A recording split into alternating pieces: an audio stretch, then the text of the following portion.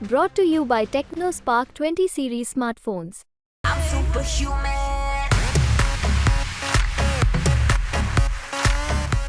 नमस्कार, बिहार तक में आपका स्वागत है और मैं हूं सुजीत। मुजफ्फरपुर लोकसभा क्षेत्र बिहार में एक ऐसा लोकसभा क्षेत्र बन गया है जहां कन्फ्यूजन ही कन्फ्यूजन है। कैंडिडेट कन्फ्यूजन में हैं, पार्टियों के कार्यकर्ता कन्फ्यूजन में हैं, मतदाता भी कन्फ्यूजन में है। और इसकी वजह भी है। वजह ये है कि पहले जो पक्ष में हुआ करते थे वो विपक्ष से चुनाव लड़ रहे हैं, और जो विपक्ष में चुनाव लड़े थे पिछली बार वो इस बार पक्ष में चुनाव लड़ रहे हैं। अब दोनों तरफ के उम्मीदवार बदल गए हैं, जिसकी वजह से कार्यकर्ता भी कंफ्यूज हैं और मतदाताओं ने जो मन बनाया था पहले से कि भाई किसको वोट देना है, तो वो भी कंफ्यूज हैं। लेकिन मुजफ्फरपुर एक ऐसा ज़िला भी है जो अपना सॉल्यूशन खोजता है, ढूंढता है उसको, और इसका क्या सॉल्यूशन है ये अभी देखना होगा। अब उस जानने से पहले आपको ये बता देते हैं कि पिछली बार अजय निषाद बीजेपी के टिकट पर यहाँ से चुनाव लड़े थे 2019 में, 2014 में भी लड़े थे, दोनों बार बीजेपी के टिकट से जीते। इस बार उन्हें टिकट नहीं दिया बीजेपी ने, तो कांग्रेस के पाले में वो चले गए। और पिछली बार जो महागठबंधन की तरफ से राजभूषण चौधरी निषाद चुनाव लड़े थे और 4 लाख मतों से अजय निषाद से हारे थे, वो इस बार बीजेपी के टिकट पर चुनाव लड़ रहे हैं। तो कन्फ्यूजन की वजह यही है। अब ये कन्फ्यूजन कैसे दूर होगा, क्योंकि जब हम टिकट बंटवारे से पहले मुजफ्फरपुर आए थे तो बहुत सारे लोग जो थे वो जो सिटिंग एमपी हैं अजय निषाद, उनसे नाराज़गी जताई थी। वैसे तो सिटिंग एमपी से हर जगह पर आपको नाराज़गी देखने को मिली हमें, तो उनका मन था कि इस बार हम महागठबंधन को देंगे, लेकिन जिसके खिलाफ नाराज़गी उनकी थी वो महागठबंधन में चले गए। तो इसको लेकर कन्फ्यूजन है। अब इस सारे कन्फ्यूजन को दूर कैसे किया जाए,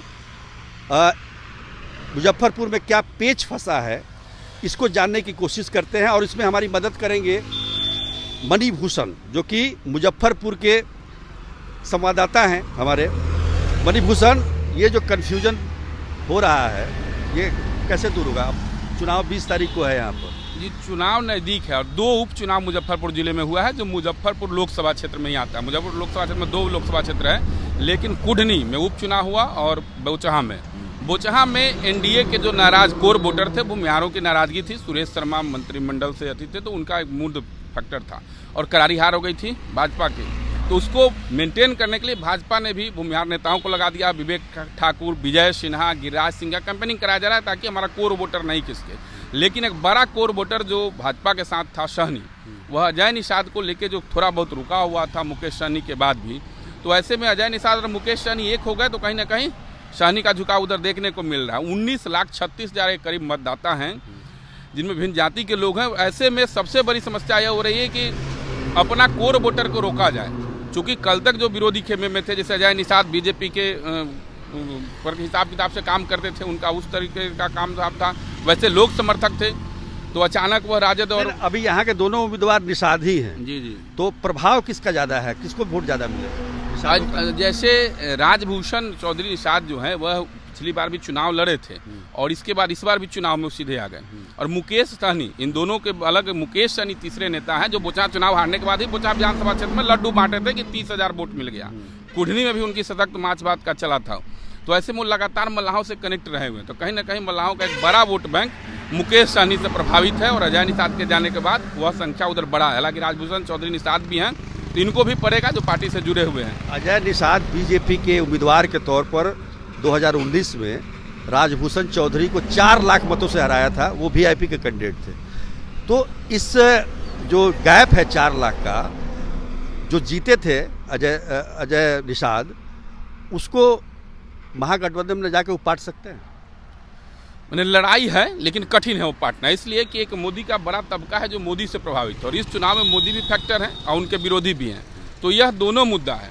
जैसे मोदी के नाम पर जो वोटिंग होगी तो वह तो राजभूषण या ABCD जो रहेंगे उन्हीं को पड़ेगा, उसमें अजय निषाद की सेंधमारी नहीं हो पाएगी। लेकिन 10 वर्ष में अजय निषाद भाजपा के कार्यकर्ताओं से जुड़े हुए थे। बहुत सारे ऐसे कार्यकर्ता हैं जो अजय निषाद के कार्यक्रमों में भी देखे जाते हैं जो भाजपा के कार्यकर्ता हैं। तो वैसे लोग यदि उधर वोटिंग कर देते हैं भले भाजपा में रहते हुए भी, तो अजय निषाद उसको मेंटेन कर सकते हैं। लेकिन जो जातीय समीकरण दिख रहा है उस हिसाब से कठिन लड़ाई है, यहाँ पर दिलचस्प मुकाबला हो चुका है।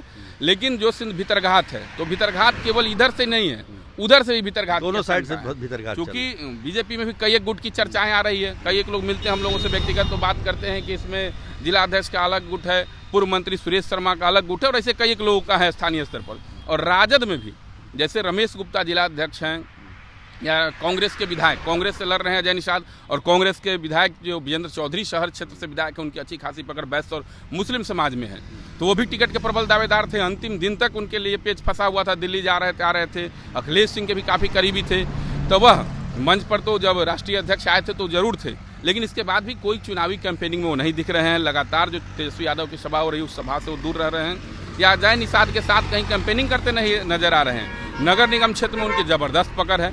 नगर निगम मतलब कई वर्षों से नगर निगम पर उनका वर्चस्व है। नगर विधायक हैं, कांग्रेस से हैं, यदि वो नहीं मैनेज हो पाए तो अजय निषाद की राह मुश्किल दिख रही है। तो ऐसे में कई एक मुद्दा है, मुद्दे हैं जिसको देख के ये कहा जा सकता है कि लड़ाई यहाँ पर दिलचस्प है।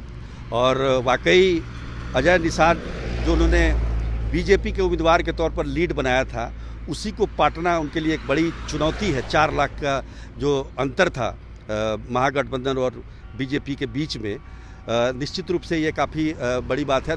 लेकिन सबसे दिलचस्प बात यह है कि दोनों उम्मीदवार जो हैं अपने पार्टियों के लिए नए हैं, तो नीचे के जो कार्यकर्ता हैं उनसे कनेक्ट होने में भी दोनों को काफ़ी दिक्कत हो रही है। और खैर दोनों को दिक्कत हो रही है तो दिक्कत बराबर ही है, कहने का मतलब ये है। लेकिन मुख्य चुनौती क्या है कि इस गैप को पाटना।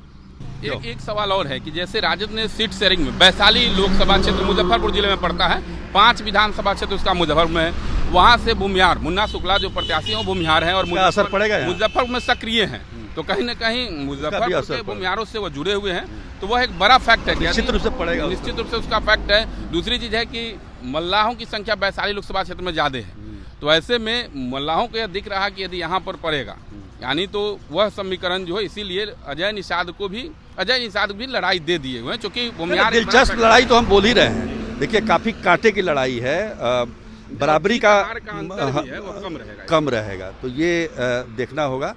तो मुजफ्फरपुर तो वैसे भी काफ़ी पेचीदा जगह है, तो इस बार का चुनाव भी पेचीदा है। मतदाता अभी समझ रहे हैं, 2 दिन का 20 तारीख को चुनाव है, तो देखा जाए क्या होता है। तो आज के लिए इतना ही, तब तक के लिए नमस्कार।